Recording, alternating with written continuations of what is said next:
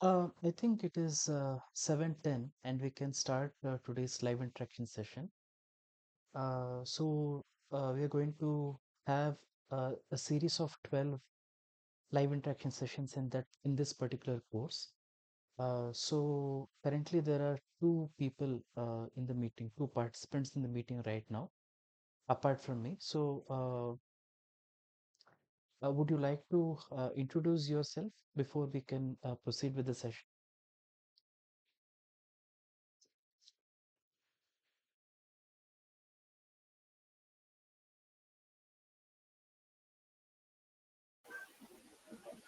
Hi, sir. I am Ravinder Pandey, working Hello, at hello.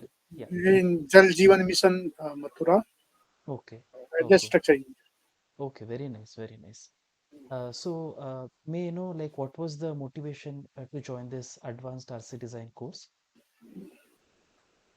But just to share the knowledge or get knowledge. Okay, okay, wonderful. And I hope you have started watching the lectures from week one. Week one from the week one. Week one, okay. Have you attempted the assignments? No, yet Okay, not. okay, okay. So we have a series of questions lined up for today, which will help you to, attempt and answer and learn the concepts. So I have requested Professor Surya Prakash sir also to join, and we will wait. I have forwarded the meeting link. Yeah. So anyway, we will start the session now. So there is one more participant. If you would like to introduce yourself, you are welcome to do so. Yeah, good evening, sir. This is Yeah. Good Avinash evening. Kumar. Yes. Uh, this is Avinash Kumar. I'm working in NPCC India Limited as additional GM. Okay. Yes, sir. I Okay. have more than 15 years of experience, and Oh. uh, right now I'm very much eager to learn more about reinforced concrete design.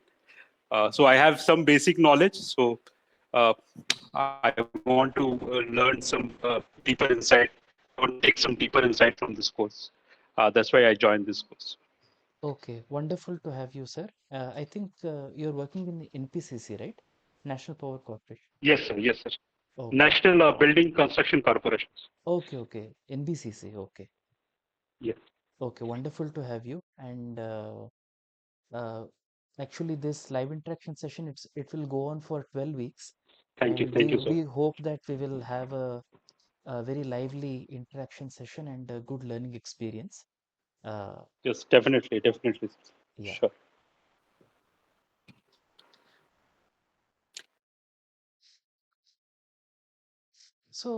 I think we can start from now because since it's a 2 hour session, I will switch off my video camera and I will keep my microphone on.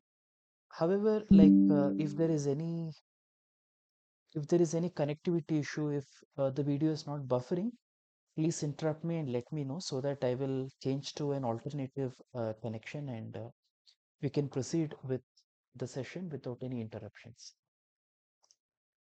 So with that, we can start with today's session. I will start sharing my screen.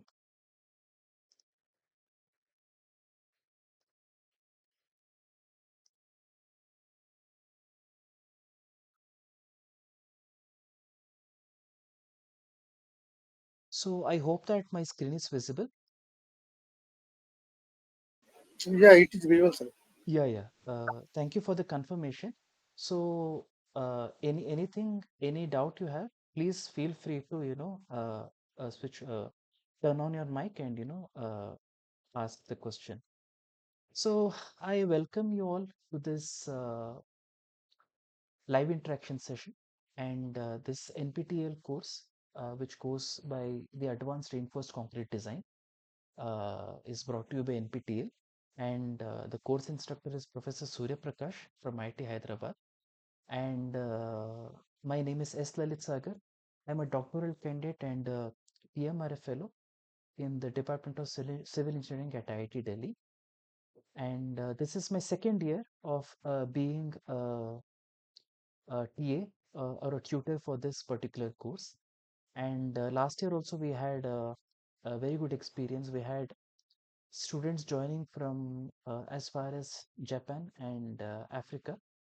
And I really look forward to having these sessions and having the opportunity to interact with the participants once again.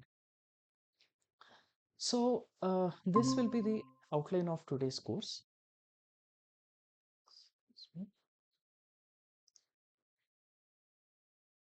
Yeah. So this will be the outline of today's course.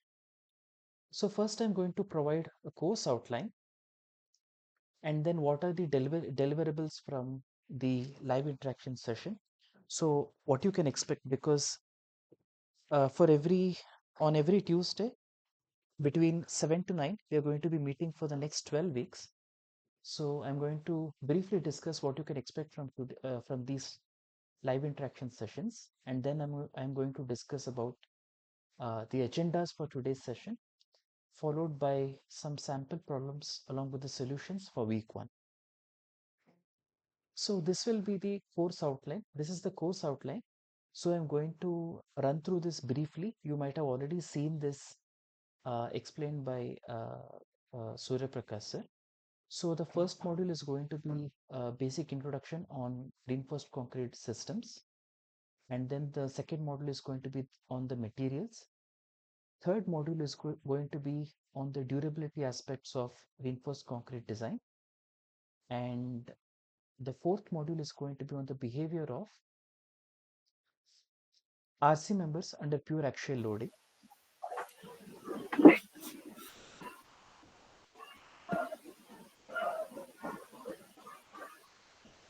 Okay, can you please mute if you're trying to speak? Sure. Okay, okay, thank you. So the module 5 and 6 are going to be based on the behavior and design of RC members under flexure. Module 7 is going to be on the analysis and design of RC members under shear. Module 8 is going to be based on the analysis and design of RC members under torsion. And modules 9 and 10 are going to be on columns. Module 11 is going to be on the serviceability checks, and module 12 is going to be on the analysis and design of two-way slabs. So basically what you can expect from these live interaction sessions. So as I said, we're going to be meeting every Tuesday for 2 hours between 7 to 9. And in these 24 hours, you can expect the following from my side. So firstly, we're going to have a discussion of the sample questions from each of the course modules, which I shared in the previous slide, which is going to help you in solving the weekly assignment problems. And then through that, we are going to reinforce the concepts through hands-on problem solving. So essentially, the first 3 chapters are going to be mostly theoretical with a lot of theoretical concepts. Whereas from module 4 to 12, we are going to be having lots of numerical problems, which will be evident for you when you start these modules. And then if you're having any doubts from the weekly lecture contents, let's say that you watched the videos of that particular week, but you were having some doubts from that weekly lecture. So you're welcome to clarify any of the doubts with me. And once the live interaction session is over for that particular week, so I will be uploading the sessions recording on YouTube on my YouTube channel. I'm going to be sharing that link with you, and you can expect the PDF of this presentation, which I'm using presently to for the live interaction session. And then if I am using any additional materials such as Excel sheets to show the design uh, or any other resources or PDFs, I'm going to be sharing through the shared Google folder.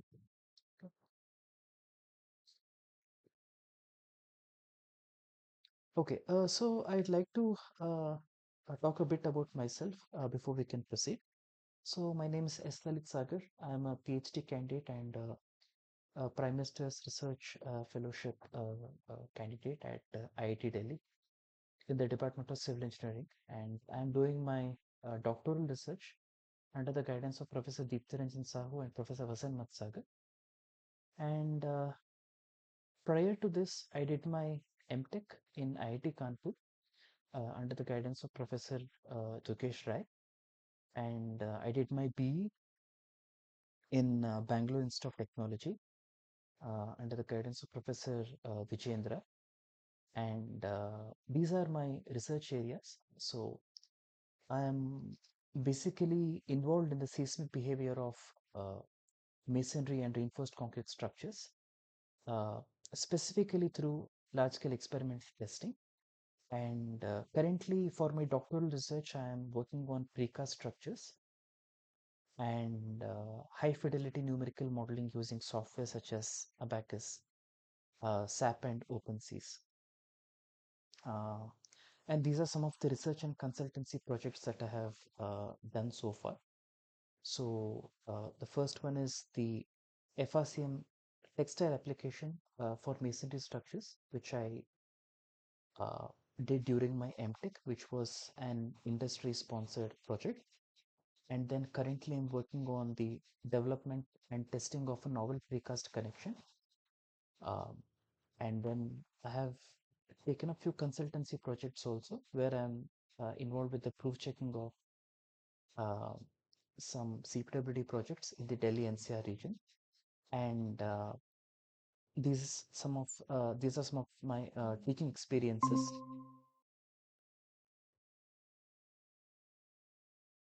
Okay. So I have taught this course on repair and maintenance of structures uh, in the last semester. And as I was mentioning earlier, so this is my second year of teaching, uh, of being a TA in this NPTEL course under the guidance of Surya Prakash sir. And I have already also taught course on the design of steel structures last year in the DSU University. So this is my contact information. So feel free to go through my website, and if there is any doubt uh, related related to the course content, you can feel free to mail me on this email ID. So let's move on to the agenda for today's session. So as I discussed earlier, so this course consists of 12 modules, and each week we are going to be taking up sample problems from um, different modules. So we're going to be starting with module 1. So module 1 has aspects such as history of reinforced concrete, advantages of reinforced concrete, load path in reinforced concrete systems, and then we have the introduction to different structural systems used in the modern concrete construction industry, and then we have the introduction to design concepts and philosophies. So without any further delay, so I hope uh, I hope we can start with the question and answers.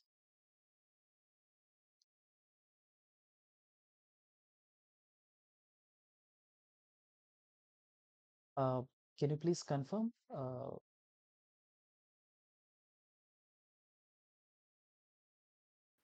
Yes, sir. Yes, sir. Sure. Yeah. So today there are around 18 questions which I have prepared. So without any delay, let us start with the first question. So the first question is, what is the role of transverse steel ties in reinforced concrete columns? So there are four options here and there are multiple options. So please take 1 or 2 minutes and let me know what is the correct response.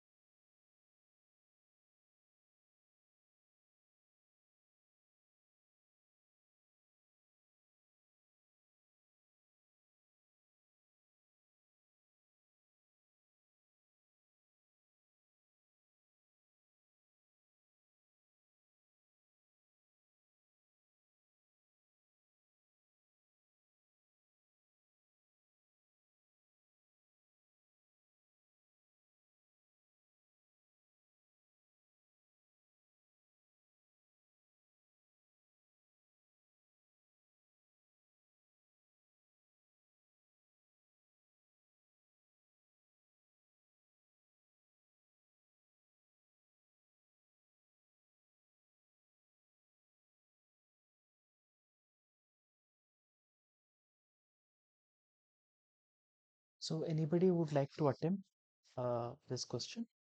So feel free because we are all learning. So even if it is, Yes, sir. yeah, Hello. Sir, yeah, I yeah, will try. please, please go ahead. Yes, Sir, I think option A is correct. yes, B is also correct okay, because A and B are more or less the same option. yeah, yeah, And and flexural about C increase the flexural strength of column. yeah, So yes, if we able to maintain all the steels in position, yeah, uh, that will that will help to maintain the strength, yeah, but not to increase the flexural strength.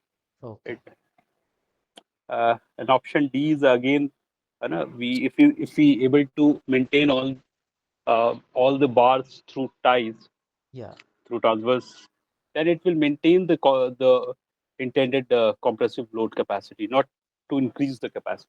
So I yeah, think yeah, A and B is correct, okay, and C and D I have some doubt. So if okay, I'll go with A and B's. okay. Yeah, thank you for that thoughtful response. So I can say that your line of thinking was absolutely right. Uh, so, so actually the correct answer, or you can say that the most appropriate options would be A, B, and D. So, as you rightly pointed out, the first option is that by placing these lateral ties, you're preventing the buckling of longitudinal rebars. So the first option is correct without any doubt, and the second one is also right because it helps in because if you're tying the longitudinal rebars to the stirrups through the wires, it helps in maintaining the position of longitudinal rebars. And option C is not directly correct. As you correctly pointed out, it doesn't really influence the flexural strength uh, as much as the longitudinal rebars. So option C is incorrect. However, option D is correct because if you provide the lateral ties, it helps in providing the lateral confinement and it can helps the column's compressive load capacity. So what we mean by option D is that when we decrease the spacing between the lateral ties, so it has a direct influence on the column's compressive capacity. So for that reason, uh, for this present question, option A, B, and D are the correct answers. So would you like to add something or we can proceed to the next question?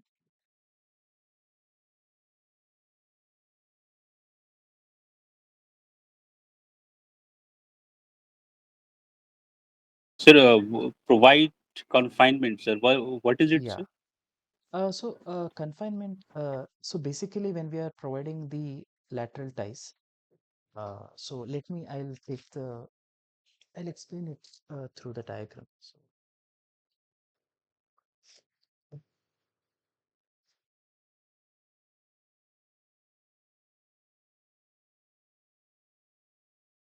So let's say that this is the column section.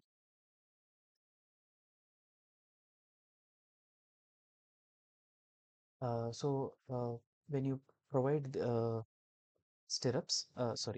lateral ties, so what happens is that depending on the spacing that you provide, so spacing is essentially the center to center distance between consecutive ties. So as you provide as you reduce the spacing, sorry,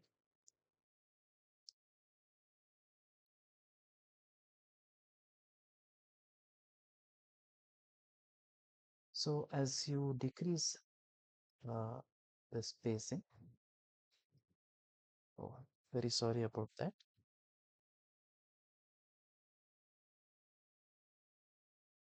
decrease, oh,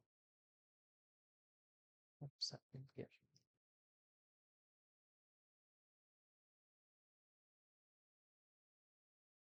the level of confinement increases, right? So that will increase the uh, compressive load capacity of the column. So that is why you might have seen that, like, if you're having a beam column joint, let's say, so you tend to provide a confinement reinforcement with the closest spacing closer to the joint region, right? So that is what we are trying to explain through this point D, that the lateral ties help in providing additional confinement, which improves the column's compressive load capacity.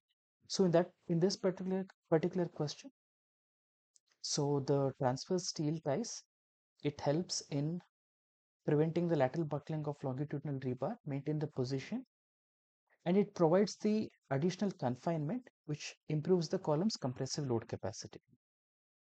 I hope that the point is clear now.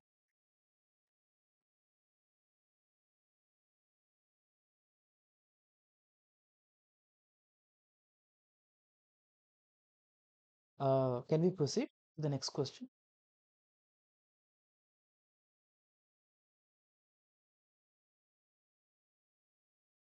Okay, so I'm going to proceed with the next question.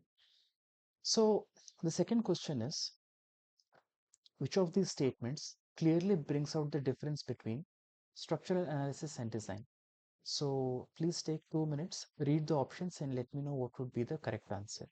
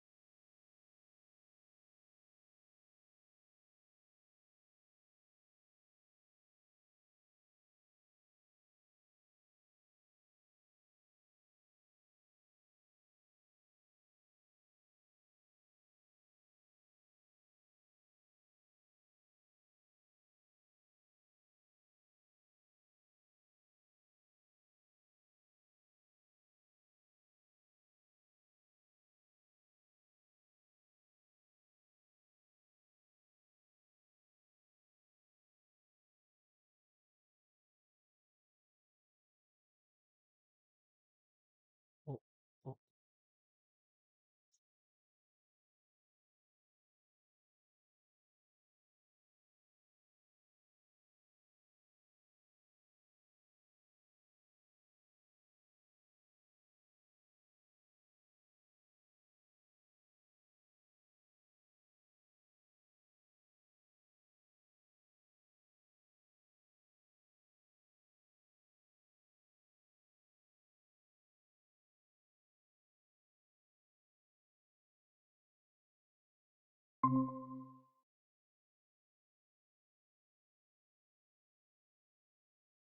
hello.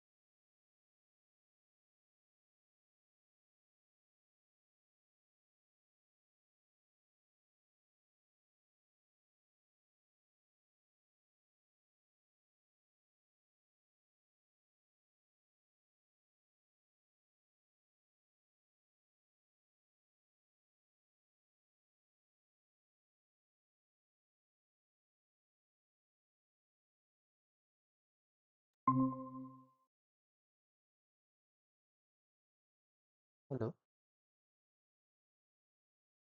Hello, sir. Hello, Yeah, sir. yeah, yeah. Hello, hello. Yeah, Sir, actually, your presentation was not visible. yeah. Sorry about that. Actually, I lost my internet connection, so now it is fine. So we can proceed.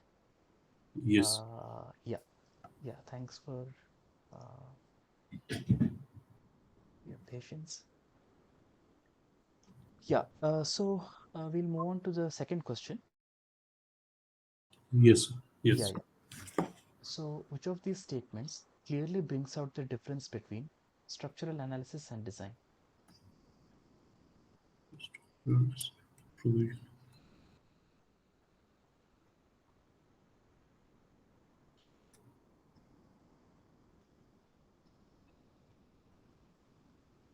First one is wrong, sir. Okay. Structure.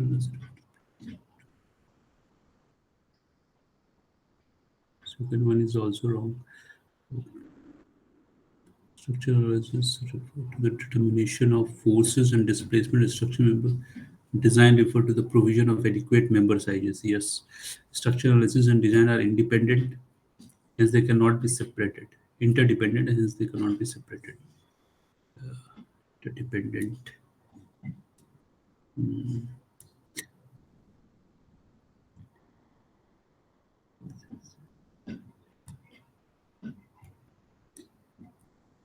Option C is correct, sir, but I have no clue about option D.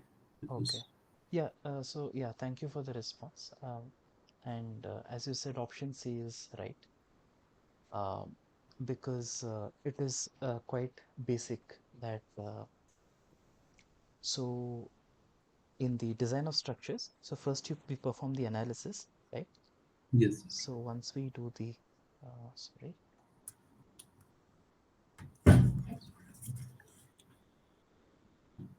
so first we do the analysis. So we determine the forces and then the displacements, and then we do the design. Right? So it is quite evident from the statement that option C is the right answer. So we can move on to the next question. So in this week's lecture, Sir uh, spoke about the Hennebic system of construction.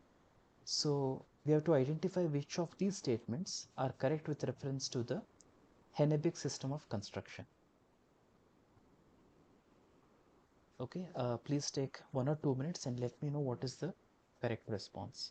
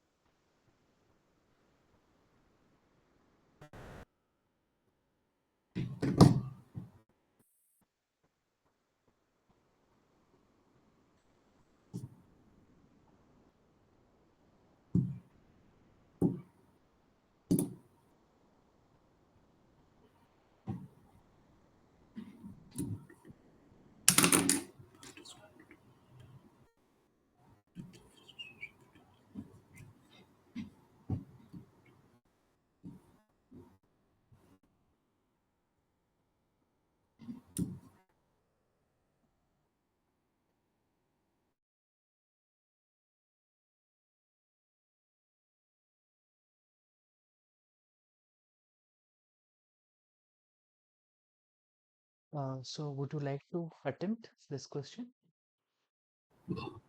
Actually, I have no idea about this. Okay, okay. So, sir, uh, discussed about this in the previous class, and yeah. So, so out of these options, Option B is the right answer. So the remaining statements are incorrect. So if we take up statement by statement, so Francois Hennebeck, he patented his pioneering reinforced concrete construction system, not pre-stressed concrete. So so the first statement is incorrect, and the second statement is true because the first building constructed in UK was the Weaver Building in 1897, and the Hennebeck system it does not vary considerably. Actually, it is very much similar to the modern day reinforced concrete construction. So that is why Franco Hennebeck is widely regarded as the father of reinforced concrete construction. Okay, and the Hennebeck system was discontinued in practice. So again, this is wrong because the modern day construction is very much similar to the Hennebeck system, which was proposed by Hennebeck, which consisted of yeah. So here is the slide from Sir's lecture. So it consists of the longitudinal rebars to resist the tensile forces, and it consists of the stirrups to provide the uh, resistance to shear. Okay, so I think we can move on to the next question.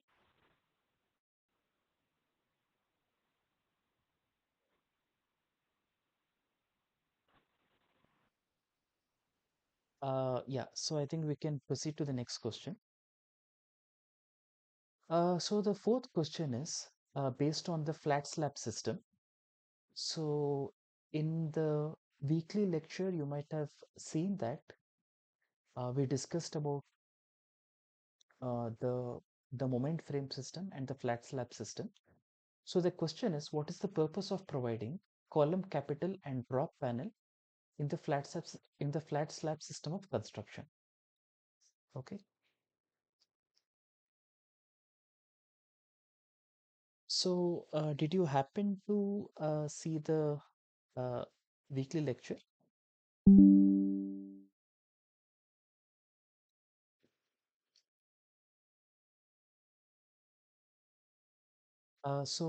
Any one of you happen to see and remember the flat slab system?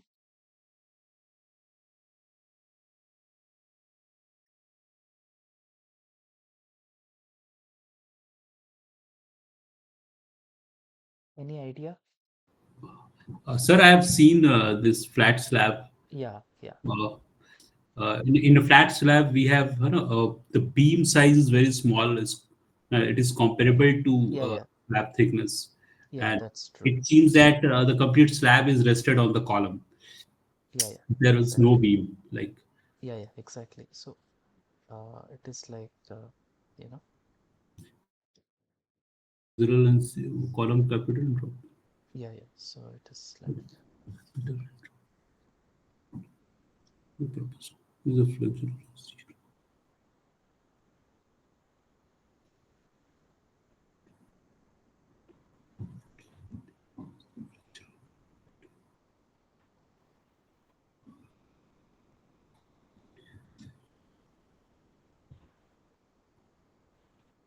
okay.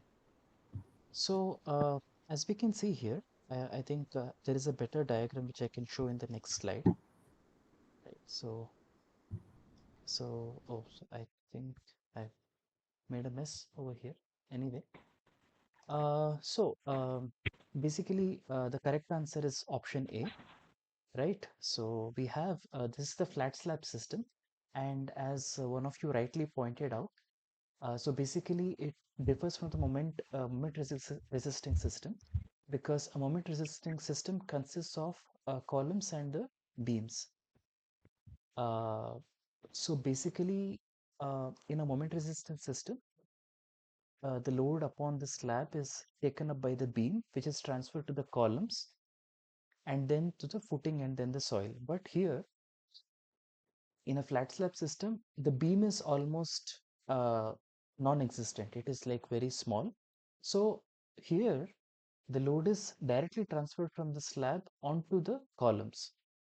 Okay, so what we are seeing in this flat slab system is uh, that we have the slab, and as I mentioned, it is supported by the column. So here, just below the surface of the slab, we have these drop panels, and here we have the column capital. So column capital is essentially where uh, there is an enlargement of the cross section of the column, and flat slab is, you can just say, it is a projection from the surface of the slab. So from this, let us go back and try to figure out the meaning of each of these statements. So the column capital is basically an enlarged cross section of the column, and that helps to improve the flexural and shear capacity of the column. And then the drop panel. So most of you might be aware that the shear capacity of the slab. So the shear capacity depends on the depth of the slab. Okay.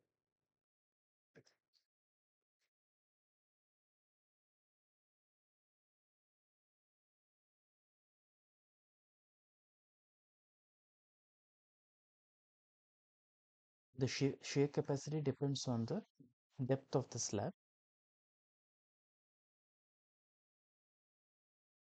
right? So we can say that the first option is correct, and the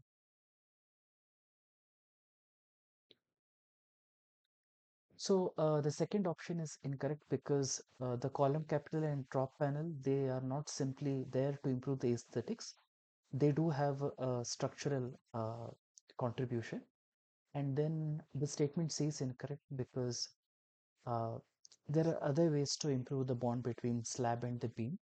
And the column capital and drop panel, they're not simply provided for this particular function. And in order to actually, this is the opposite. So the flat slab system, it is essentially provided where you require a higher floor height. So essentially what happens is when you're providing the beam, so the height of the floor to floor height is compromised. But in places where you require a higher floor to floor height, so there you can provide this flat slab system. But the drawback is that using this flat slab system, you cannot go really tall. Okay, so the overall height of the structure is limited, but still the benefit is that you can provide a higher floor to floor height. Okay, so in this particular question, to repeat myself once again, the column capital helps in improving the flexural and shear capacity, and the drop panel helps in improving the shear capacity of the slab. So I hope that the discussion is clear, and we can proceed to the next question.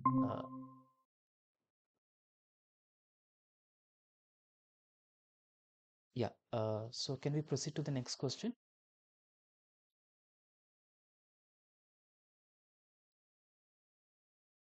Okay, so here this is a numerical problem. So we have a symmetrical portal frame ABCD with columns AB and CD, which are having a height of 4 meters. A and D are fixed at the base. Beam BC has a span of 6 meters and supports a UDL of 100 kilonewton overall. Uh, and from the structural analysis, you find out that the reactions are so forth. It is 50 kilonewton vertical, 30 kilonewton horizontal, and 40 kilonewton moment. With the help of the free body diagram, okay, the bending moment, shear force, and the axial force diagrams determine the design bending moment and shear force in the beam BC. Okay, so I know that the numerical is a bit heavy, so we can solve the problem together. So I will draw the sketch over here.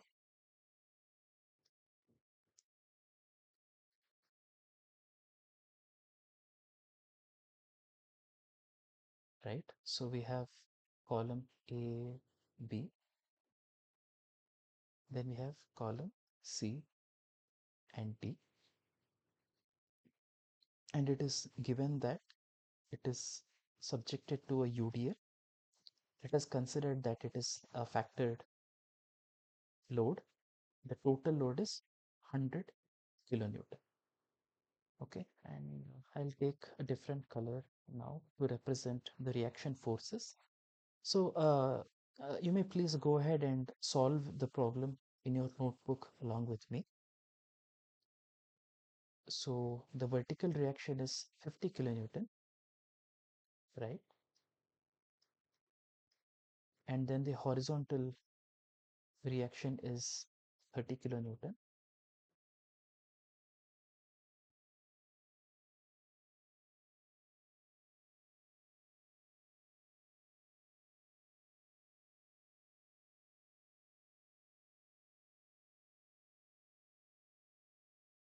And then the moment is 40 kilonewton meter.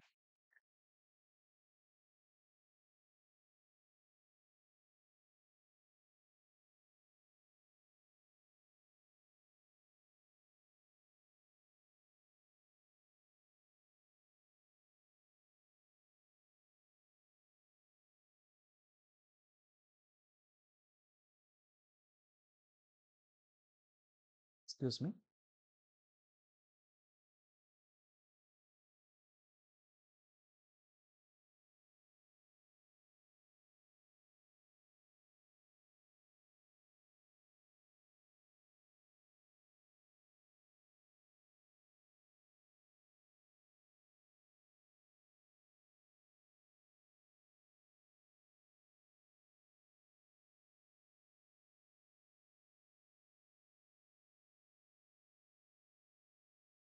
Okay, so now we will consider only the column AB,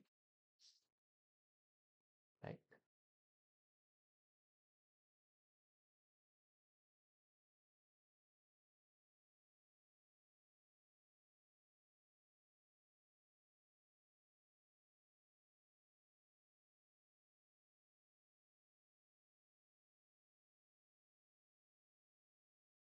We will consider column AB, and we are going to uh, consider the loads, that is 50 kilonewton, okay, and horizontal is 30 kilonewton.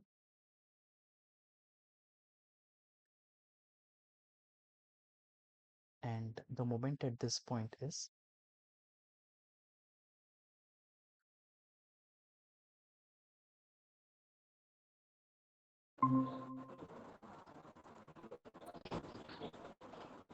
okay, so the moment is 40 kilonewton meter.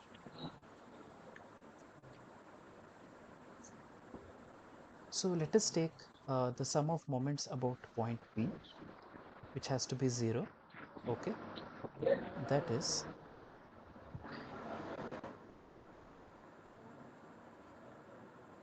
plus 40 minus, I request the participants to mute their microphone if they are not speaking.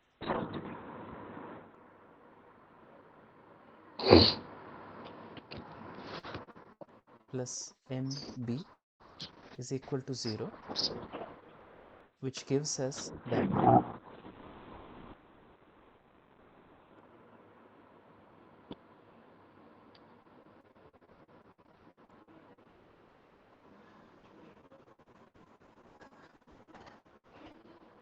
MB is equal to,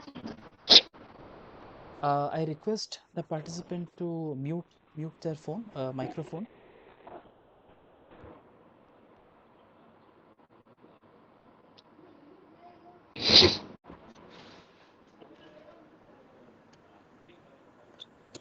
Can you mute your microphone, please? Mr. Niranjan, uh,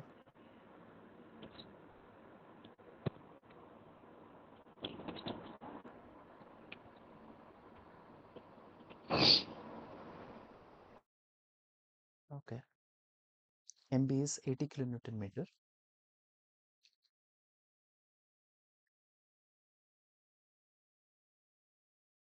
So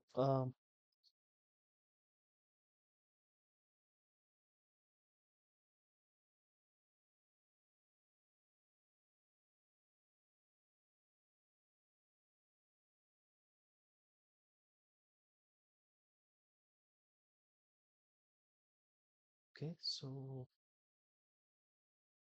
MB is 80 kilonewton meter. Okay, let us draw the diagram once again, right?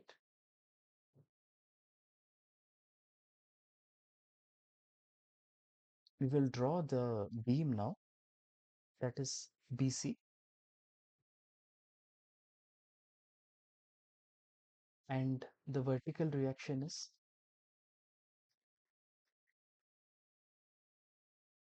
50 kilonewton subjected to UTL,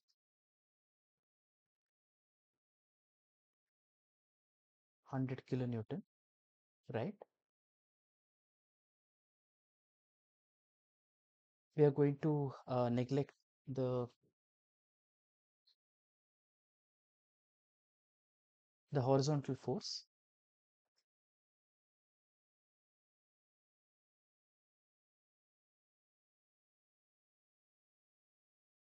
Okay, so based on this diagram, we know that the maximum bending moment is mu is 80 kilonewton meter and the shear force is 50 kilonewton.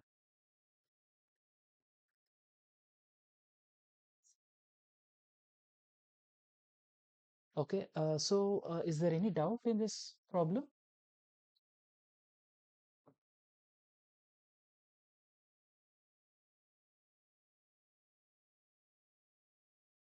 I hope that you were able to follow this problem, right?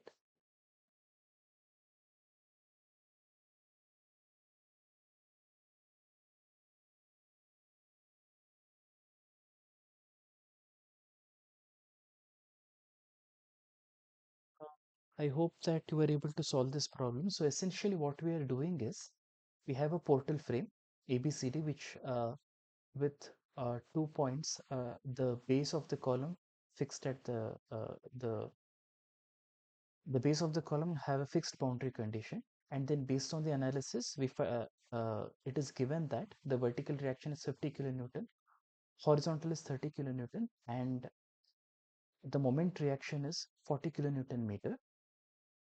Then we isolate this column, then we draw the free body diagram. Okay, then we determine that the value of MB is 80 kilonewton meter, taking moment about the point B, that is 30 into 4 acting in the anti-clockwise direction, then 40 kilonewton meter acting in the clockwise direction, and we are going to take MB as the clockwise moment. Okay, I'm going to write here that MB, okay, here MB is the clockwise moment. Okay, so MB is indeed a clockwise moment of 80 kilonewton meter. So based on that, if we draw the free body diagram of each component, right, we have AB, we have BC, and then we have CD. So if it is clockwise 80 kilonewton meter, it is anti-clockwise 80 kilonewton meter.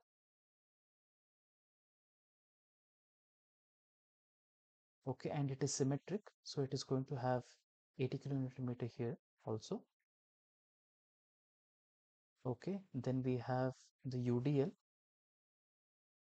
of 100 kilonewton. Then we have the reaction of 50 kilonewton, right? So based on the analysis of this, considering this or transforming this from a portal frame to a simply supported beam, we are going to determine that the design bending moment and the design shear force are 80 kilonewton meter and 50 kilonewton respectively. Okay. So if there is any doubt, please feel free to ask me, or we can discuss in the next class also. So with that, I think we can proceed to the next question. Okay, so this is a theoretical question. Which of the following elements are provided to resist the lateral loads?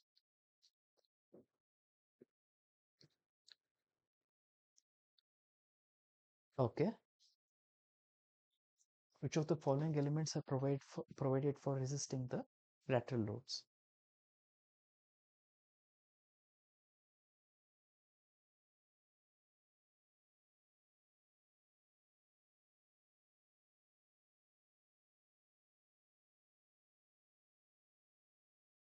Uh, A and D. A shear wall is correct, sir. I'm not Okay, sure about D. D okay, might be correct. okay, Here okay, what? okay. Anybody else would like to try?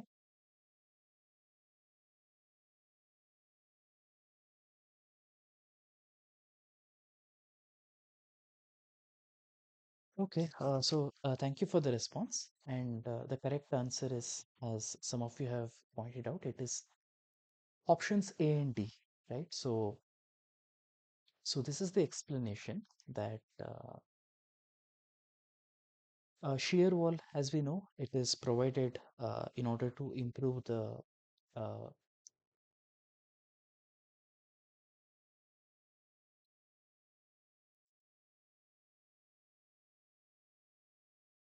excuse me, I'm going to just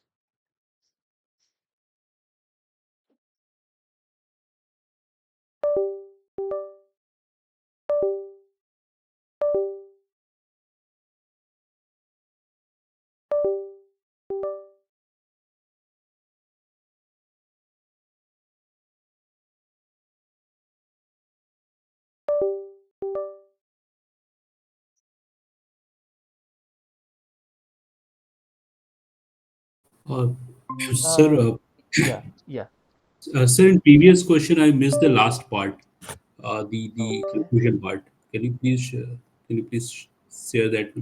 yeah, sure, sure. Just 1 minute. There seems to be an issue. Uh, my mouse's pointer is not moving.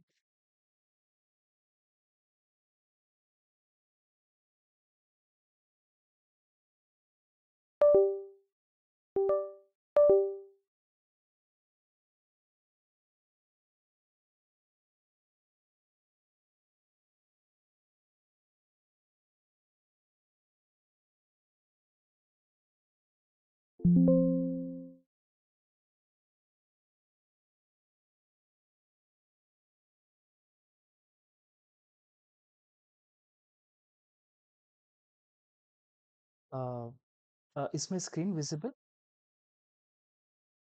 Yes, sir. Hello. Yeah, Yes, sir. Yes. sorry for the interruption. I think my mouse, it's not.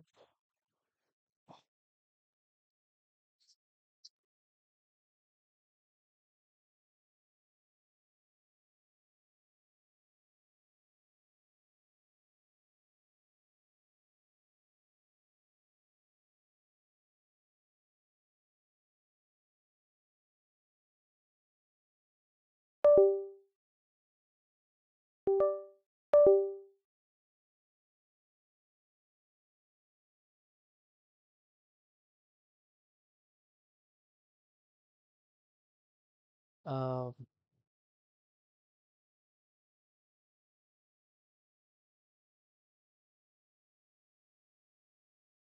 yeah, please stay connected. I'm going to connect it to some other port. Uh, Seems to be issue with the mouse.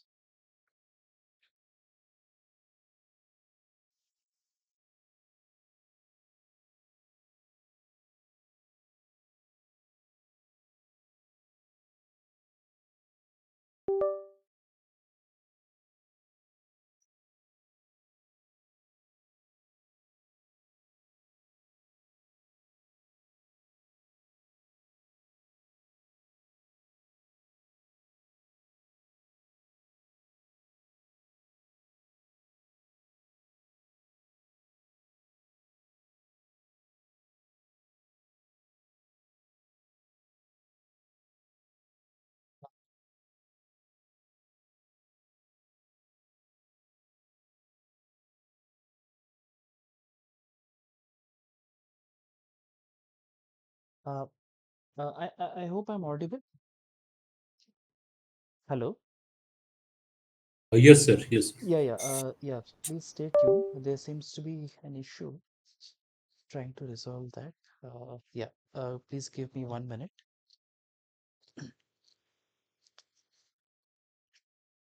Yeah. Just a minute.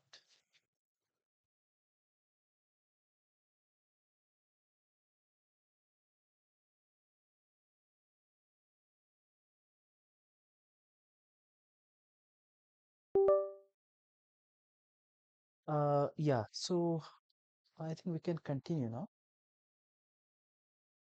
I hope that my screen is visible now. Yes, Yes, it's yes. visible. Okay, okay. Yeah. Thank you for confirming. There seemed to be an issue with the mouse pointer. Yeah. Uh, so basically, when you consider a building, so we have this separate systems in order to resist the gravity load and the lateral load. So yeah. So we have shear wall. Shear wall is provided in order to improve the resistance of the building to lateral forces, and then the load bearing masonry wall, that is to resist the gravity load. And flat slab systems, they're basically an alternative structural system, and they don't really participate in the resistance of lateral loads.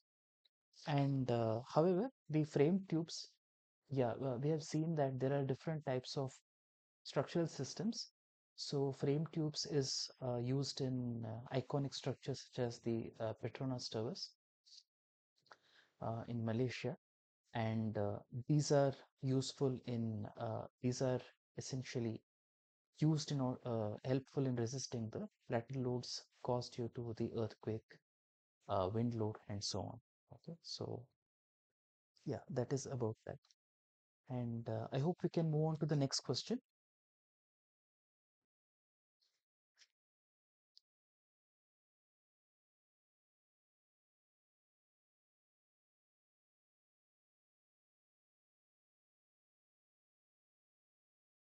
Yeah, so just before moving on, I would like to highlight this the building plan, which I took from a paper by Fleischman and others.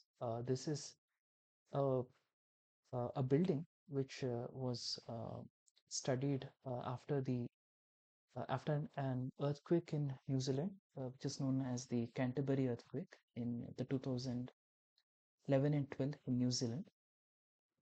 So here we can see that in order to resist the lateral load, it might not be entirely economical to engage all the moment frames. So what they do is that they consider the peripheral frames, as we can see the highlighted portion here. The peripheral frames will be used for resisting the lateral force, and the remaining uh, resisting the gravity load only. Okay, so the peripheral frames will take care of the gravity load as well as the lateral forces, and the interior frames will be responsible for the gravity load. So this is one type of design or the arrangement of the gravity and the lateral force resisting systems. Okay, so I thought that this will be interesting for you. So we can move on to the next question. So the seventh question is, what is the mean target strength required for the mixed design of M25 concrete? Okay,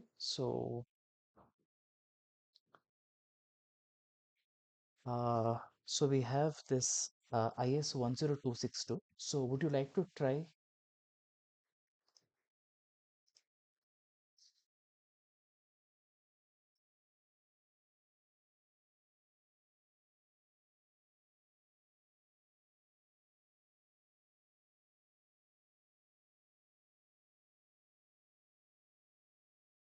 So what is meant by this question is that, let's say that we need to provide M25 concrete. So what is the mean target strength that is required, right? So when we are doing the concreting, we also cast certain cubes, concrete cubes. So what should be the target strength of those cubes, right? So we have the IS code IS 10262, which specifies that in order for the concrete to qualify as M25, it needs to satisfy this equation, that is mean target strength is equal to characteristic strength but plus 1.65 times the standard deviation. Okay, so if you see this slide, so this equation is coming from clause 4.2 of IS 10262, which specifies that F prime CK is the target mean compressive strength, okay, and FCK is the characteristic strength, and S is the standard deviation. So the value of standard deviation can be obtained using table 2 of the same code IS 10262, and for different grades of concrete you can consider different values of standard deviation, and once you plug these values in the equation, we are going to get the value of the target mean compressive strength. Okay, so based on that, so for a concrete, in order to qualify as M25,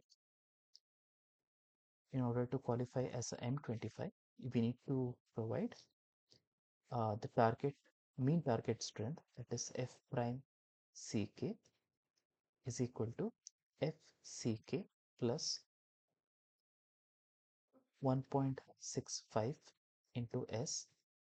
So FCK is 25, right? And the value of standard deviation can be taken from this table as 4.0.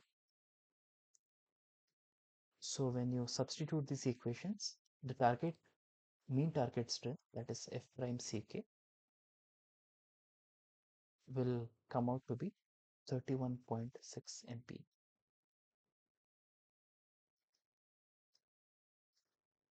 Okay, I hope that the solution is clear.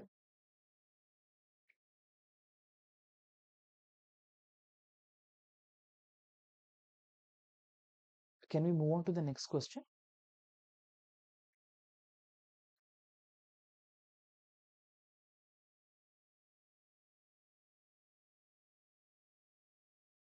Okay, so we'll proceed to the next question now.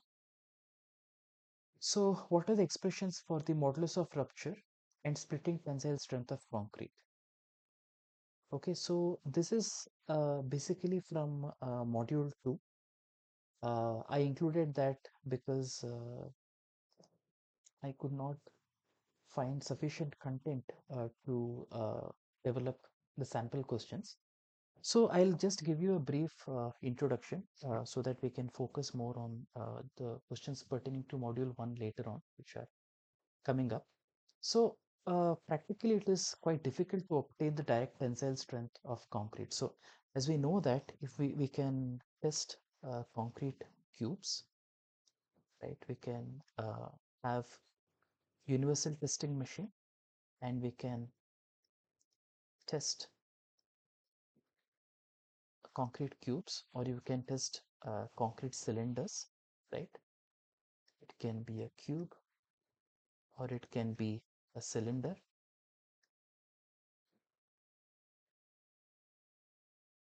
Okay, so this will when you test a concrete cube or a cylinder in a UTM, that will give us the compressive strength. But for the sake of analysis and design, we need to obtain the value of the tensile strength of concrete as well. Okay, in those cases, it is quite difficult to obtain the direct tensile strength directly because of the difficulty involved in the applying the pure tensile load.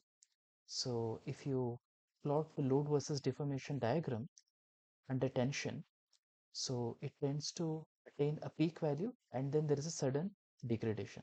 Okay, so Ft is the tensile strength, and this you can uh, denote it as the tensile strain.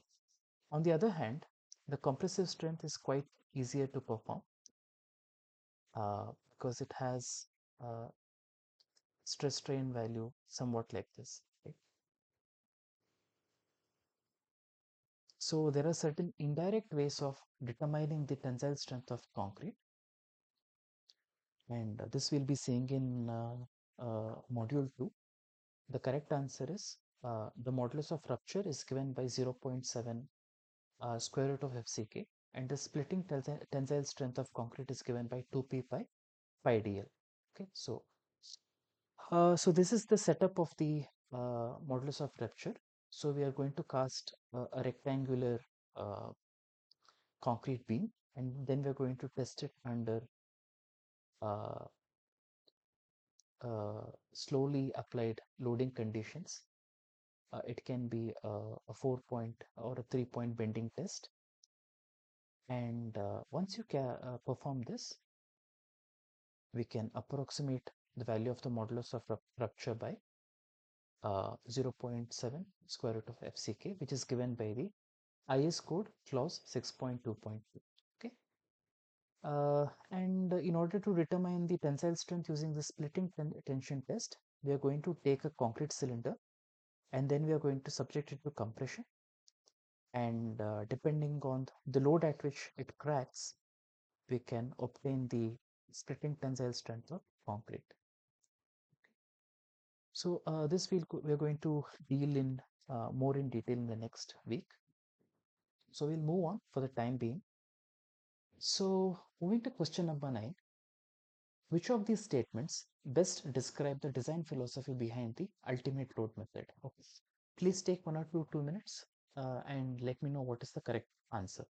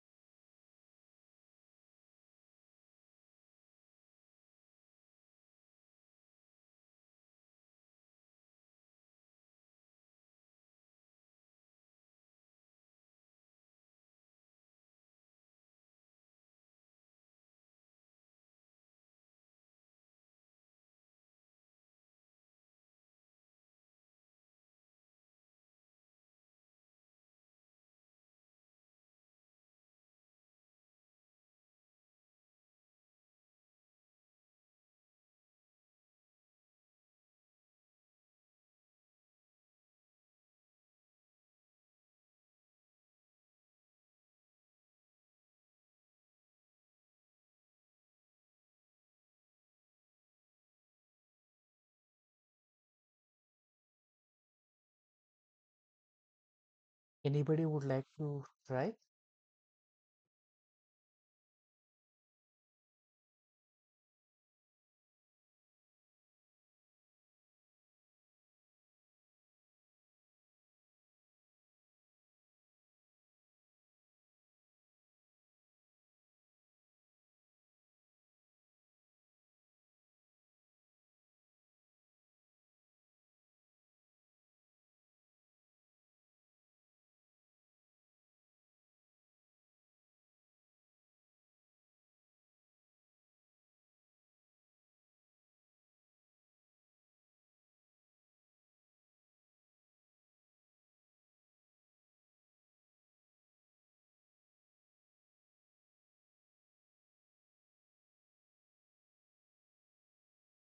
Anybody would like to try?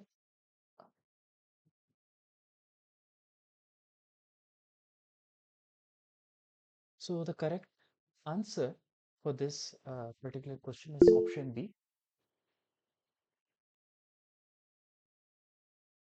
Yeah, so if you want to answer, you can just unmute yourself and speak. Okay.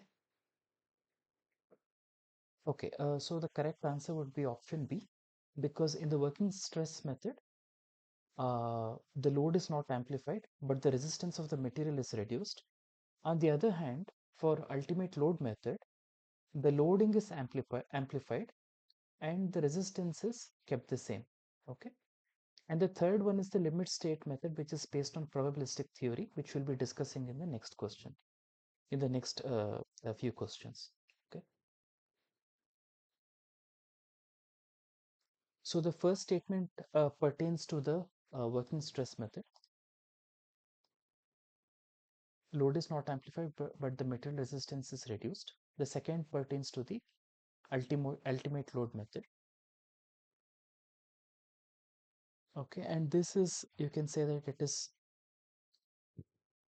a type of the limit state method. Okay, this is somewhat this type of philosophy. It describes the limit state method. So I think we can move on to the next question now.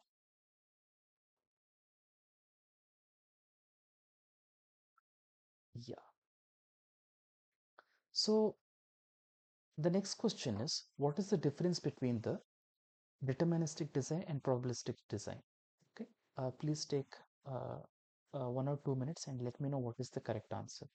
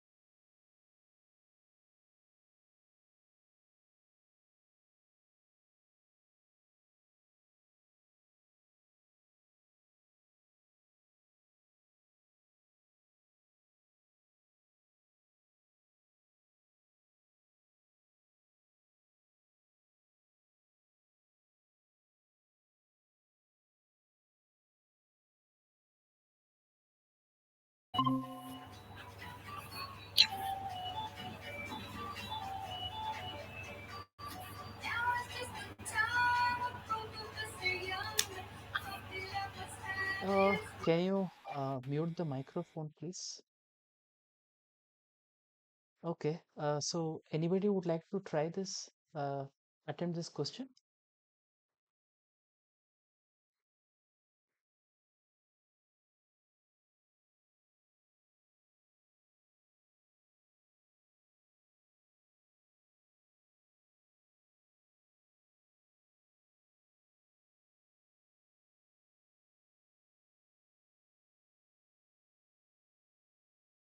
Okay. So if you look at the correct the statements, the correct answer is option C. Okay. So let us read the option C carefully. In the deterministic design, safety margin in terms of the permissible stress and the load factors are determined using the engineering judgment, while the probabilistic design involves a rational representation of safety. Okay. So we had discussed about the three design philosophies in the previous slide, right? We have the working stress method, we have the ultimate load method, and then we have the limit state method. So when we look at the working stress method and the ultimate load method, so we have two aspects. We have the load, and then we have the material resistance. Okay, so we usually assign suitable partial safety factors in order to help in the design. So this is called as a deterministic design because we are assigning certain factors in order to uh, facilitate our design through the engineering judgment. On the other hand, the limit state method is based on uh, the theory of probability. So you might have come across terms such as beta, which corresponds to the reliability index, right? We have the value of beta, reliability index, and then we have PF, which represents the probability of failure. Okay, so this is known as the probabilistic theory of design. Okay, where we are not assigning numbers or factors depending on the engineering judgment, but it is based on the theory of probability. Okay, so for that reason, we can say that in the deterministic design, the safety margin for the permissible material stresses and the load factors are determined by assigning uh, uh, certain factors based on the engineering judgment, but for the probabilistic design, it involves rational representation of safety through these theories of probability. Okay, so yeah, as I already mentioned, so limit state method is a type of probabilistic analysis and design. And it involves the theory of probability in order to arrive at the design equations. Okay, so now whether it is concrete or steel, we have sort of uh, sorry. So the concrete design is conducted by IS 456, and steel is using IS 800. So both of them are based on limit state method or the probabilistic theories.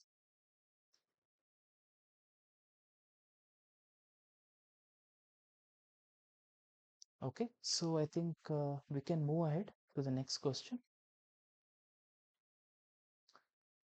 So the next question is, the limit state of serviceability does not include which of the following conditions? Okay, so essentially, out of these four structural uh, limit states, each of them is a limit state, right? And some of them belong to the limit state of collapse. Some of them belong to the limit state of serviceability. So which of these does not include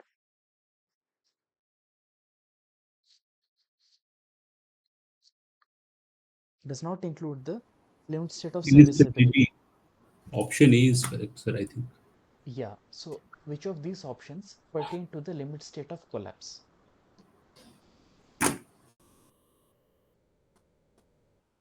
Right, so let us look at the answer. Thank you for your response. Yeah, and absolutely, like option A is the right answer, right? So the instability caused due to buckling, it comes under the ultimate limit state or the limit state of collapse. And yeah, this is one additional information that conventionally structures are designed for ultimate limit state and their performance is verified using the limit state of serviceability. Okay, so here is an example of, so all these uh, structural behaviors comes under the limit state of collapse, the loss of equilibrium, rupture. Rupture can be flexure, shear, axial, or bond failure, or the progressive collapse, or the instability or buckling, fatigue, plastic mechanism. All of these comes under the limit state of collapse, right? On the other hand, the excessive deflections, crack width, undesirable vibrations, these come under the limit state of serviceability. Okay, so your answer is absolutely right. So we'll move on to the next question. Okay, those who are interested a little bit more. So what is depicted here is basically uh, a failure of a popular bridge called as Tacoma Narrows.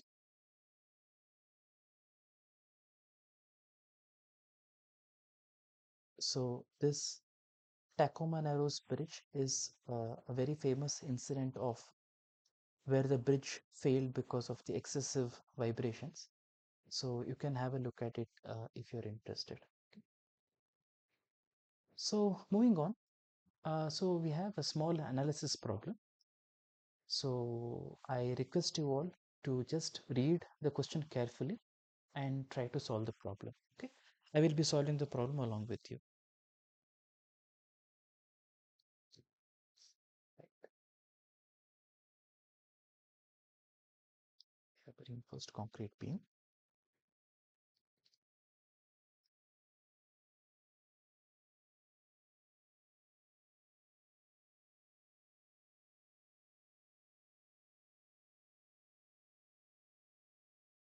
So we have different load cases. This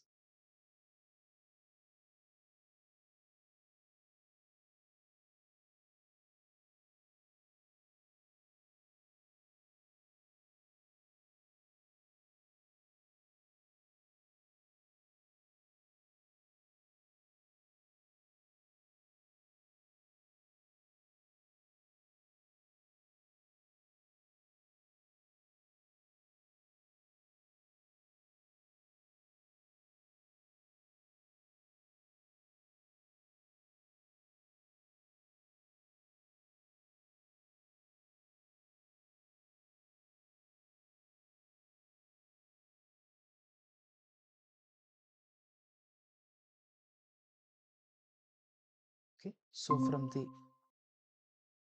from the analysis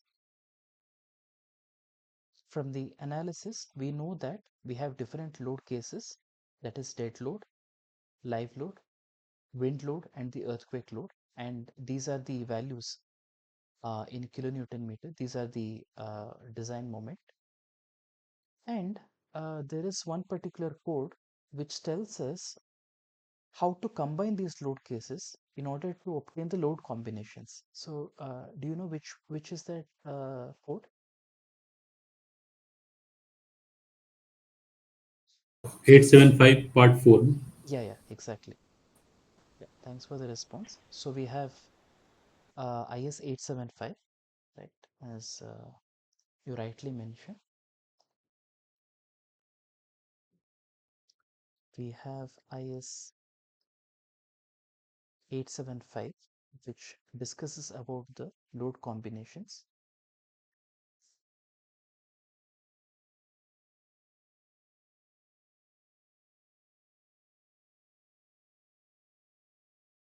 Right. So what I did was I basically made a Excel spreadsheet, and I input these values over here, right? I took the dead load as -50, like what I have given as the data in the previous slide. Live load is -80, and wind load, because it is reversible, like both wind load and earthquake load, they can occur in both the positive as well as the negative directions, right? So I considered both the positive as well as the negative values. Then I considered these load combinations, that is 1.5 DL plus LL, 1.5 DL plus WL, 1.5 DL plus EL. So again, this is, I mean, here if I'm considering the positive value, here I'm considering the negative value. Uh, so here it is DL minus WL,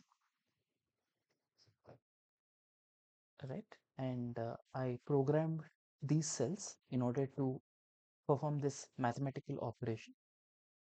And when I did this for all the load combination, all the possible load combinations as per IS 875, then these are the uh, most critical values. Okay, for the positive bending moment, this was the design value for the. This is the worst possible scenario, and for the negative bending moment, we got -372. Okay, so whenever we are designing the cross section, so let us say that this is the cross section.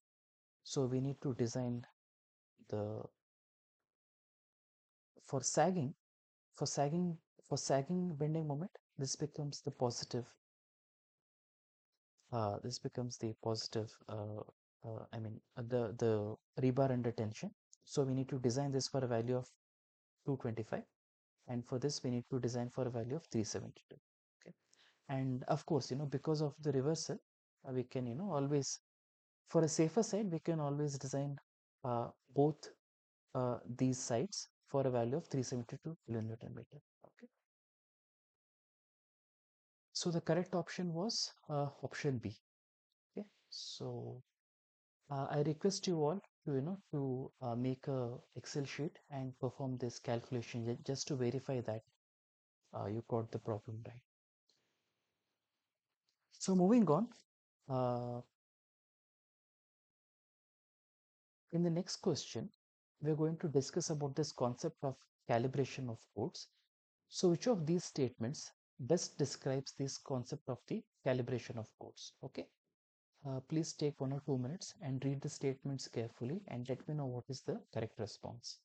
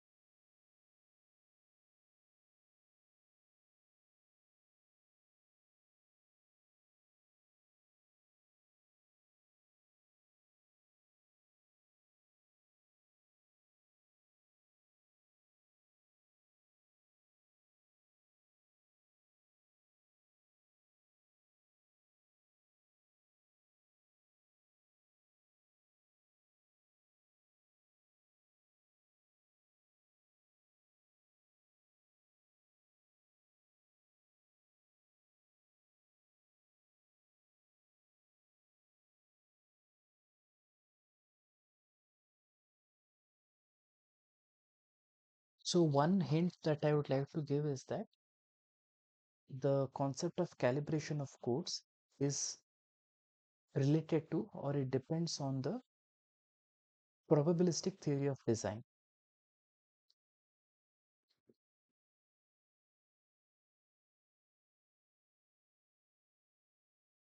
Sir, I guess it is D. Yeah, yeah, thank you for the response.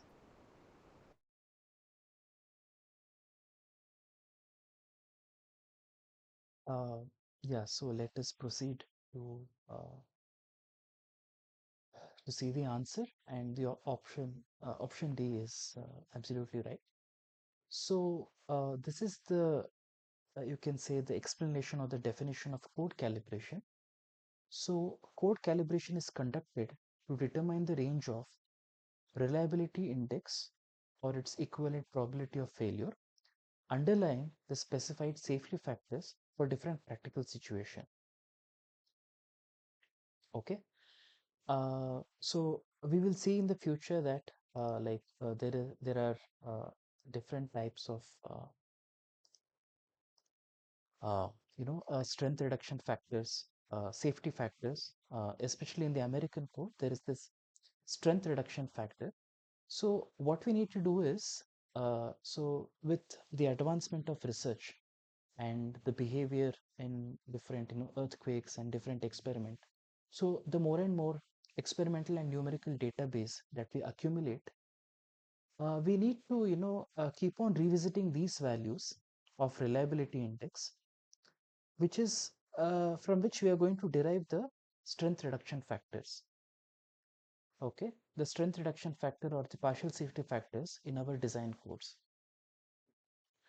Okay, so with the advancement of the research and development activities, we need to revisit these values of reliability index and probability of failure, and we need to uh, make a more rational assessment of the existing design equations and suggest practical designs which are satisfactory and consistent in terms of the safety, reliability, and economy of the construction. Right. So our design provisions have to be informed by the recent advancements in the research and development, so that a process or phenomena is known as the calibration of codes, and option D is the correct answer. And as I was talking, as I was discussing earlier, so the probabilistic design has these concepts such as the reliability index and probability of failure, and the calibration is related to the probabilistic uh, uh, uh, philosophy of design, and it is evolving. which is unlike the deterministic design, because usually if you assign a particular factor to the load or the material resistance, it will not change. Okay, but on the other hand, the probabilistic design, you can actually verify that, you can ascertain that with respect to the latest advancement in research, and then you can calibrate the code accordingly. Okay, moving on. So we have the next question. So which of the following statements best describe the primary difference in the design philosophy adopted by the Indian code and the American code for the reinforced concrete structures? So please take 1 or 2 minutes and let me know what is the correct response.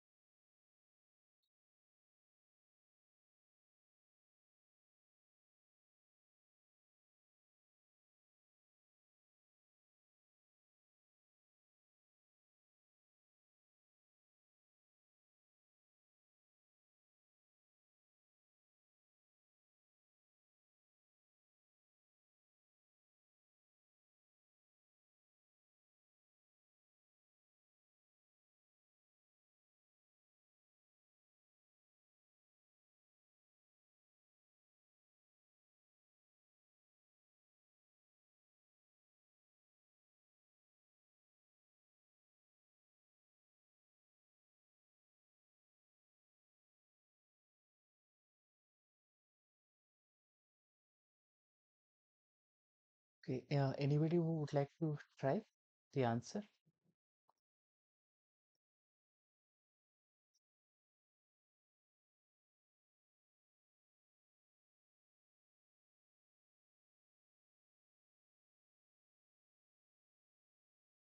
Okay, I think I can proceed.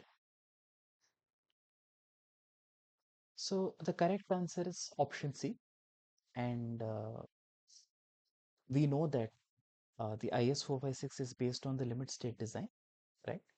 So we already discussed that there are different types of design. We have the working stress ultimate load design, and we have the limit state. IS 456 is based on the limit state design, whereas the ACI, or the American code, it follows the strength design, which is a form of LRFT. So anybody knows what is LR? What is the full form of LRFT?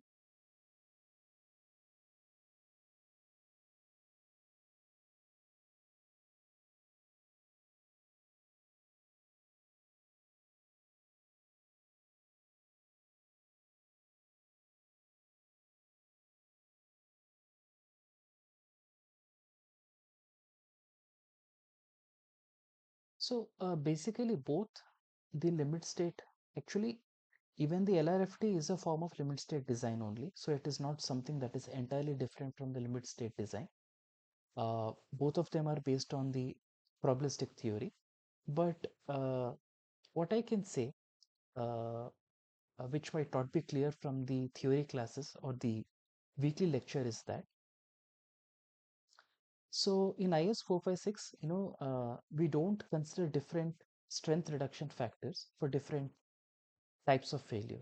Okay, I think that might be a part of next question actually, but I'll try to give you, more briefly. So basically we have the load, and then we have the resistance. Okay, so these are, two aspects which, which is fundamental for any design code. Okay, so for the IS code, we are having this partial safety factor. Okay, we have this partial safety factor. But for the ACI code, we have this partial safety factor or the load factor, and then here we are using the strength reduction factor. So the main difference is that while in the IS code, the partial safety factor is different, is the same for different failure modes. Okay. for all the failure modes, the partial safety factor for the material remains the same. On the other hand, for in the ACI code, for different types of failure modes, depending on the brittleness of the failure, right? We're going to see that, the axial failure is more brittle. Axial is more brittle than shear failure, which is more brittle than the, sorry about that, is more brittle than the shear failure, is more brittle than the flexural failure. Okay, so correspondingly, the strength reduction is more prominent for axial than shear than flexure. Okay, so this kind of a philosophy is not adopted by the IS code, but the strength reduction factor, depending on the mode of failure, is adopted by the ACI code. Okay, so for that reason, we can say that option C is the correct description of the primary difference in the design philosophy. IS 456 employs the limit state design with partial safety factor, while ACI uses a strength design, which is a form of LRFT, which is a form of limit state design with the load factor and strength reduction factor. Okay, so we'll move on to the next question. So again, it is a continuation of our discussion from the previous slides. What is the strength reduction factor for axial load as per the load and resistance factor design method followed by the ACI? Okay, so these are the strength reduction factor values. So can you have a look at the slide and let me know what is the correct answer?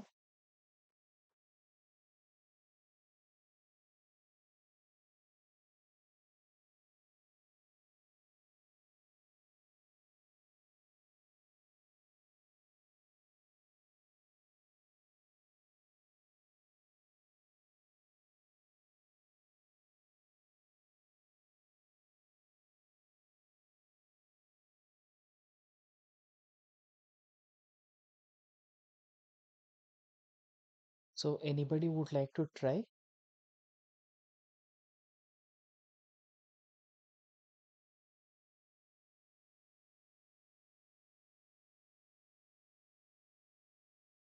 So it was discussed in the week 1 lecture slides. As I was mentioning earlier, the ACI code follows the concept of strength reduction factor.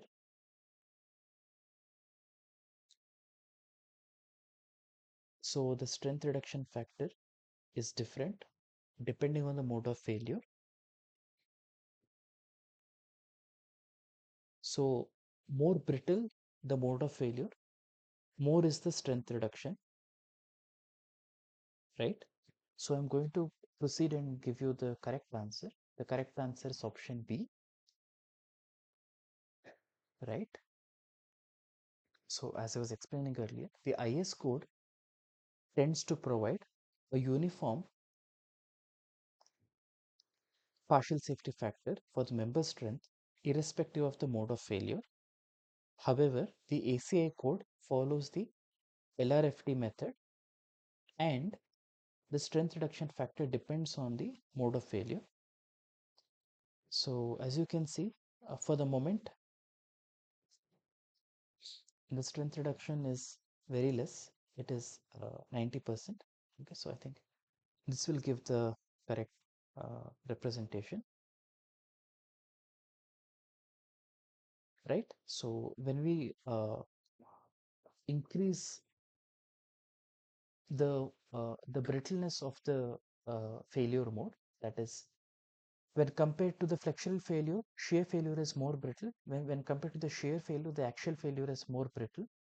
So as you increase the brittleness of the failure, correspondingly, the reduction will also increase or the reduction factor will decrease. Okay.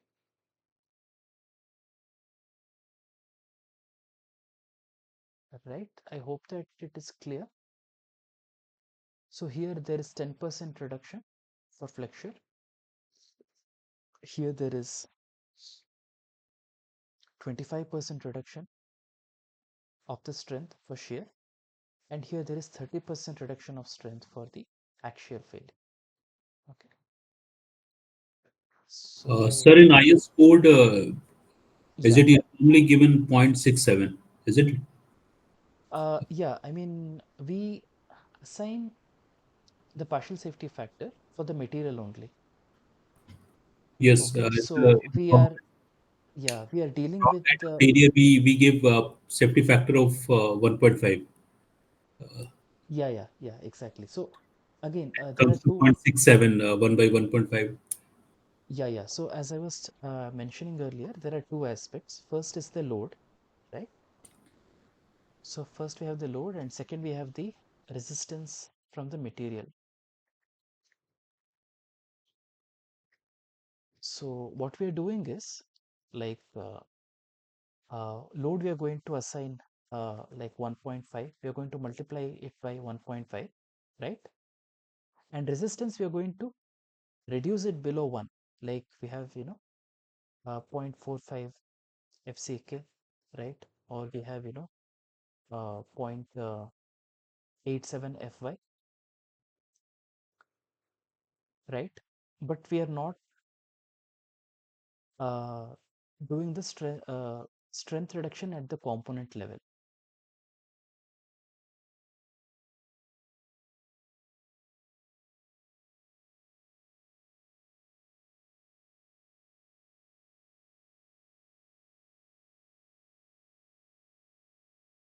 Okay, so we are not doing the strength reduction at the component level depending on the mode of failure.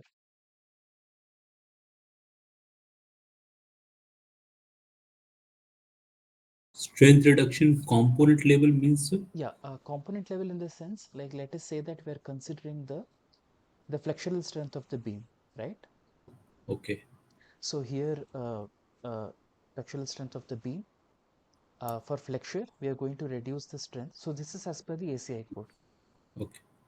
So here Component we are, kind of failures, flexural, shear, or yeah, yeah. So depending on the mode of failure and depending on how brittle it is, we are going to reduce the strength. So that is called that's why it is called as the strength reduction factor. But in IS code, we apply the reduction based on the material and not at the component level or the depending on the mode of failure. So that is what we are trying to say in this particular slide,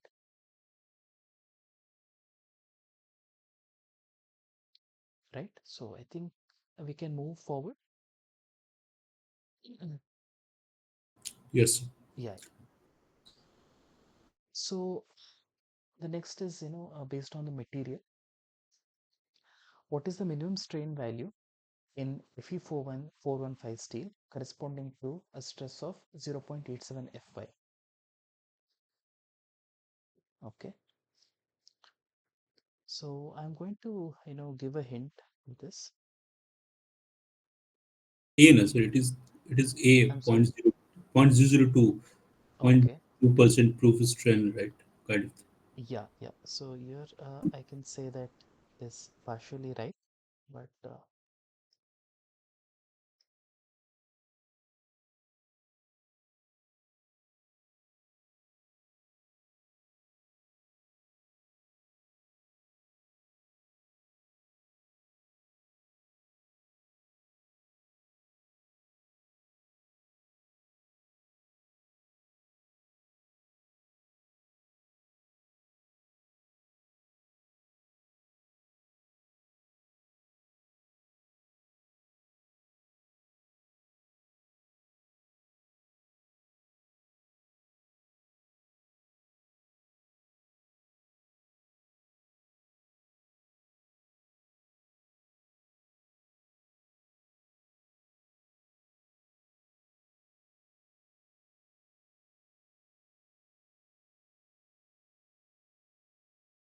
okay. So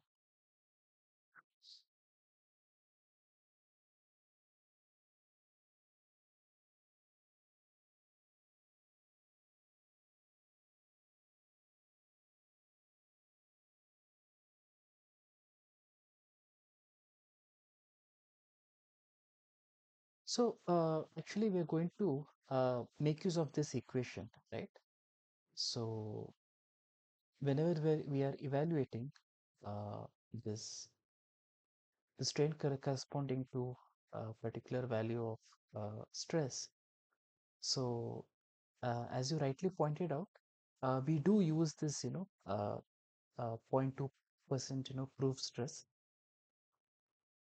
but we need to uh, account for this, in the IS code, we consider that, if this is the yield strain, so we're going to consider that it starts yielding at 0.87 Fy, right? Or we are going to reduce that by 1.15 ES, which is why we need to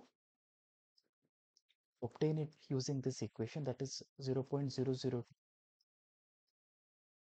plus Fy is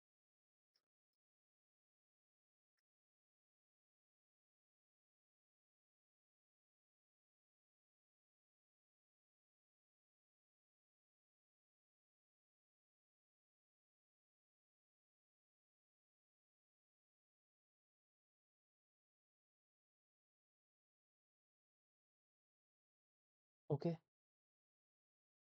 So you can see that as per clause 38 of the IS code also, so it suggests that,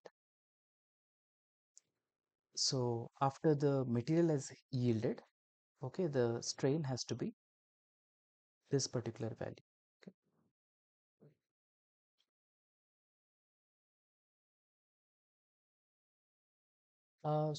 I hope that you got clarity regarding this question, right? Yes, sir. Yes. Yeah. So we are assuming that the steel has undergone yielding.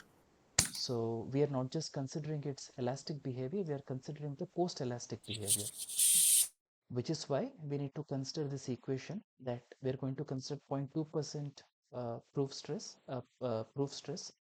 that is the parallel to this parallel to the initial stiffness corresponding to a strain of 0.002, and at what point it intercepts this stress strain curve, right? So when you substitute these value, the value of Fy and Es in this equation, right? Assuming that the yielding happens at 0.87 Fy as per the IS code, based on the partial safety factor, the minimum strain has to be 0.0038. Okay? So we'll move on to the next question. So we have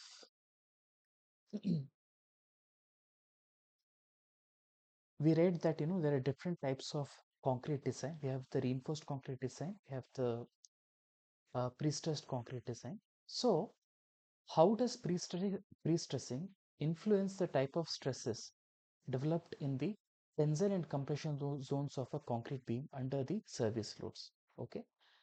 Please take 1 or 2 minutes to read the options and let me know what is the correct response. I'm going to draw some sketches in order to visualize the problem.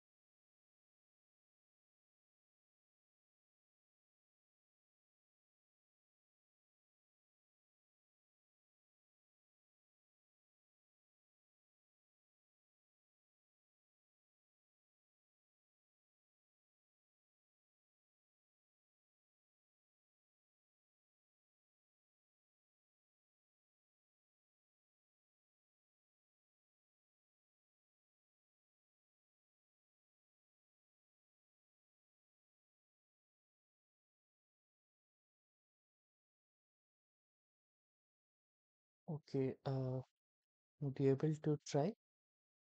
Will you?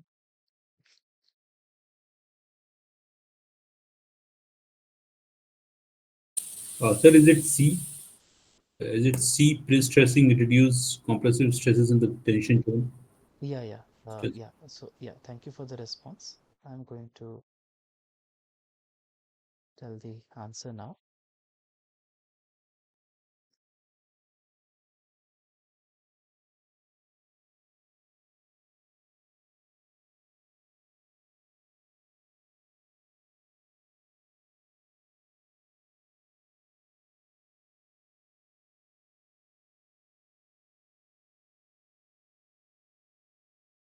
Okay, so answer C is absolutely right. So what we're doing is in this, pre-stressed concrete, what we're going to do is basically if it is, a post-tensioned concrete beam, we're going to provide a duct over here, and then we're going to insert a tendon, a steel tendon within this duct, and then we are going to apply this tensile force, right? We're going to apply tension along both these sides on the either sides of the beam, and then we're going to anchor it, right? So that is the mechanism of pre-stressed concrete. So what will happen is that once you're going to anchor it, so since this tendon is in tension, it will try to regain its original configuration. So it will try to compress, right?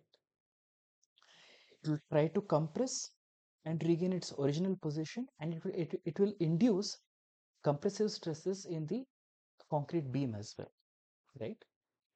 So what will happen because of that is that we know that the concrete is weak in tension, right? So here it is, if vertical load is being applied in this direction, then it tends to develop tensile stresses over here.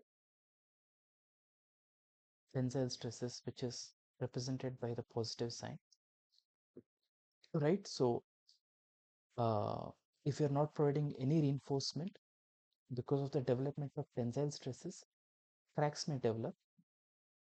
So what we are trying to achieve by pre-stressing is that we are going to induce the compressive stresses so that whatever tensile stresses that may develop may be uh, countered. It can be negated by the compressive stresses that are introduced in the beam because of the pre-stressing. So as uh, you have rightly mentioned, pre-stressing induces compressive stresses in the tensile zone and reduces the tensile stresses due to the external loads. Okay, and this option statement is wrong because it cannot eliminate completely. Okay, because of some sort of tensile and compressive stresses will be there, and pre-stressing increases the compressive stresses. Okay, and not the tensile stresses. And option C is correct. And pre-stressing doesn't cause cracking. Actually, it tends to avoid the cracking in the tensile zone that may develop. Okay, so here is a brief explanation. Pre-stressing applies an initial compressive force to the concrete. It helps in counteracting and even eliminating the tensile stresses. And the compressive zone can experience compressive stresses, but the magnitude and distribution are modified due to the presence of the pre-stressing forces. So moving on to the last question for today's session, which of the following describes the conceptual difference between the reliability index and probability of failure in the structural reliability analysis? Okay, kindly take 1 or 2 minutes and let me know what is the correct response.